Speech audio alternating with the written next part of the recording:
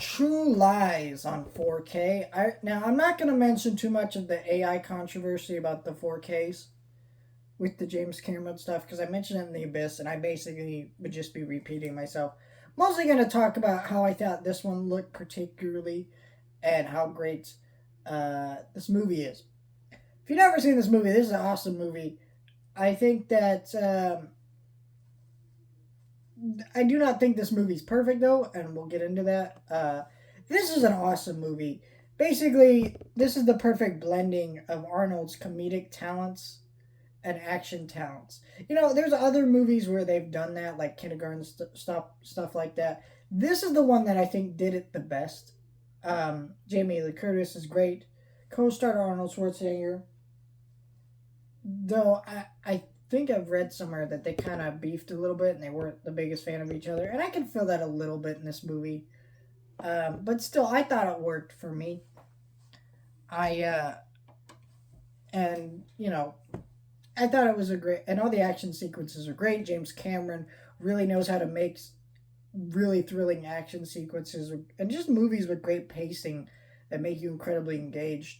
Like that whole sequence where he's chasing this fucking dude down on a horse. Great sequence. And a lot of the suspense and mystery of what his wife knows and how much she's involved with stuff. Just great stuff. I did think this movie did look the waxiest out of all the James Cameron 4Ks. You know, the AI stuff. I mentioned it before. Go watch my review of The Abyss. But I felt like in this one, most of all, I really felt it where I was watching it and his face and there's a this one I felt it the most because this had the most close-ups of like human faces where their faces almost looked a little bit too clean. Like that actor has a lot more wrinkles. This person looks a little more, you know, something. It just didn't work. I thought the movie looked the best it's ever looked, but at the same time, it did bother me a little bit how cleaned up this film was. It felt too clean, like almost like I wasn't watching real people and I was watching really beautiful animatronics. It was kind of weird, but it was still really good. Transfer best this film has ever looked. 100% worth getting. It's got great. It's just a great movie overall. I will say, let's get into my issues with this movie.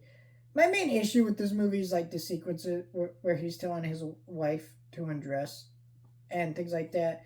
Those sequences felt like they wouldn't be in a movie today, and they were very dated and kind of sexist and mean spirited a little bit.